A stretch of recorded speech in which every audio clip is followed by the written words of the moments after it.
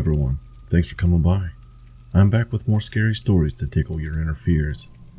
Today we have 3 Debunk This stories from Reddit. They're a mixed bag, from a possible encounter to a haunted house to possession. All very fascinating situations that the owners appear to be seeking any info on these.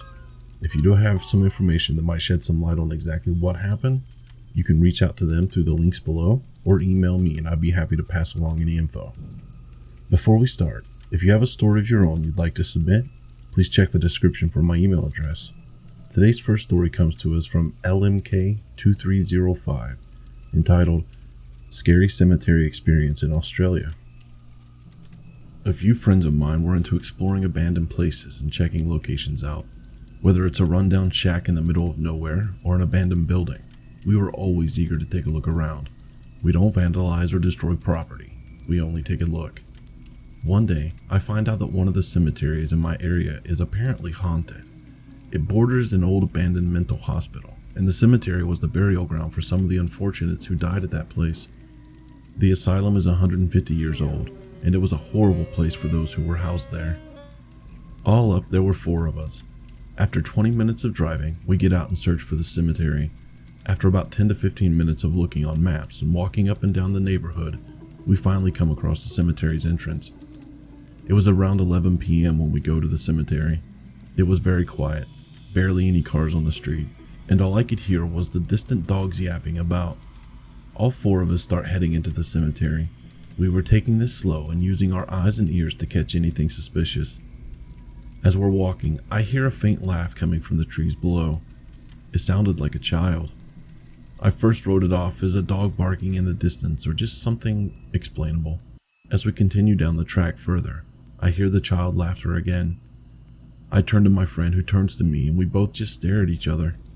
We both heard the same thing coming from the woods below, and we were just spooked, but that didn't stop us. We pushed on, going further into the cemetery and towards the trees.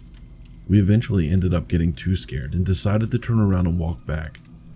I was positioned with another friend of mine about 2 meters behind my other buddies.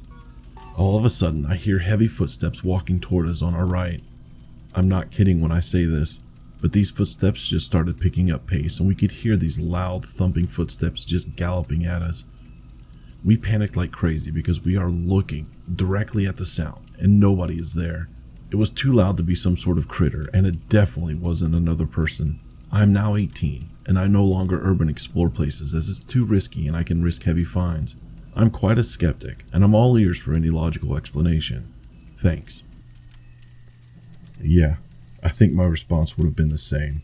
Always better safe than sorry. The second story comes to us from ItzaMoby, entitled, Moved into an apartment 3 months ago. The last 2 days, things happened that I can't explain. So I'm going to preface this with a little background. I'm a firm believer in life beyond death and other paranormal entities. Growing up, my mother managed a local library that had all kinds of activity. It got to the point where she hired investigators to stake out the library for the night, and they actually found stuff. I've seen apparitions, heard voices, all the good stuff. While I've had a lot of paranormal experiences, I don't know a lot of the extra stuff, like what certain paranormal behaviors mean and such. Thus, why I'm going to share my latest experience with you, Reddit. Like the title states, my wife for school had to move to a new city. We moved into a new apartment 3 months ago. Unfortunately, I don't have a lot of background for the place we moved into. It's an older house that, if I had to guess, would have been built in the early 1900s. My wife and I inhabit the 2nd and 3rd floors with our 2 cats. We live primarily on the 2nd floor, and with the 3rd floor having 2 small rooms. One of the rooms we use as a hobby room. I have a personal office there, and my wife has a craft area. The other room we call the Red Room. Floor to ceiling is painted red. The room was filled with rat poop when we moved in and it smells awful. We cleaned the room and now use it for storage. Since the time we moved in, everything has been quite pleasant. There have been a couple odd occurrences that I've been able to debunk, mostly. Some objects being located in strange spots that I blame my wife's forgetfulness for, or some footsteps at odd hours that I attribute to the downstairs neighbor with an unconventional work schedule. But something happened 2 nights ago. This is not easy to explain away. I went upstairs 2 nights ago to partake in the gaming session on my computer and noticed the Red Room's door ajar. Now this door isn't the simple latching door. The door is held shut with a hook and eye latch. This was installed prior to us moving in. We leave that door shut as it's not cat-proofed and we don't generally need to go in there. Now, one singular occurrence of this didn't raise any real alarms, as I just assumed my wife needed some kitchen utensils we had stored in there. I figured I'd remind her later to close it, and that would be that. Now, for my job, I work overnights. So last night, I worked all night and got home this morning. My wife was in a rush to get to work and left her tablet in our hobby room. She asked that I run up and get it. As I crested the stairs up to the 3rd floor, I noticed that once again the door was ajar. I latched the door, grabbed my wife's tablet, and went downstairs. I asked her if she had been in the red room recently. She said she hadn't been in there in a couple weeks.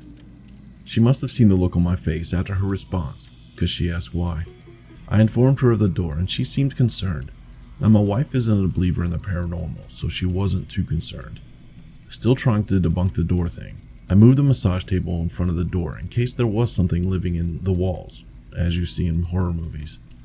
A couple hours passed and a friend of mine had off for the day and asked if we could play games. Now, I would be lying if I said I wasn't a little spooked at this point. Now, this friend believes in the paranormal, so I shared the story and told him I was going to video chat with him as I went upstairs in case anything moved. So I did, and I'm glad I did.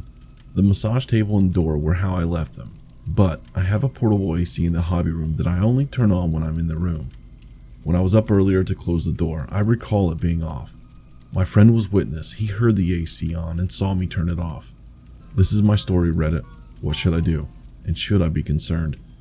I personally don't feel it's malevolent, as I feel it would have done something far more drastic by now. But I also don't understand the sudden uptick in activity. So at this point, I'm overtired, but not sure if I was going to sleep until my wife gets home. So I may or may not respond to comments right away. But I plan to. I will also post updates. These are always difficult situations because I know I do a lot of things that I forget. But there are times that I am 100% certain I know it wasn't me. Our last story comes to us from FalkenDagenhart, entitled The Night I Got Possessed. I'm writing this story a few hours after it happened, and an hour after I was told about it myself. I just woke up like a totally normal morning, except that when I hit the living room, my parents are looking at me with a worried look. Apparently, tonight at 6 a.m. I woke up. I sleep in a 2nd floor room that opens to a small hall where the stairs and all the doors in the rooms are located. As my parents told me, I walked out of my room and stood in this hallway for a solid 10 minutes while muttering to myself. My parents were talking to me, thinking I was sleepwalking and trying softly to wake me. They didn't try to wake me up more loudly because I was close to the stairs and they didn't want to risk me waking up scared and yeeting myself down the stairs. After 10 minutes, I apparently walked to a dressing room where we have a full-body mirror, sat in front of it and began talking to it, as if I was arguing with someone in the mirror. Though, and this is what freaked me out the most, I was not speaking in my language, or any other language for that matter. I was speaking gibberish and grunting with my throat. Apparently this happened for 5 or 10 minutes. I still wasn't responding to their attempts of waking me up, but after I finished, I stood up, I bowed to the damn mirror, and went back to bed, crashed on it, and immediately started snoring. I have absolutely no recollection of any of this happening, and safe to say my parents are unsettled to say the least. Oh, and we are taking down the bloody mirror. Nope.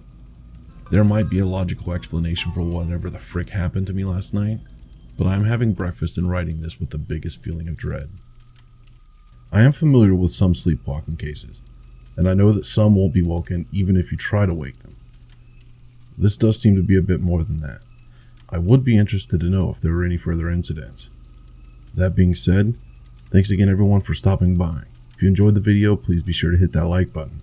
But until next time, remember, just because you couldn't see it doesn't mean it wasn't watching.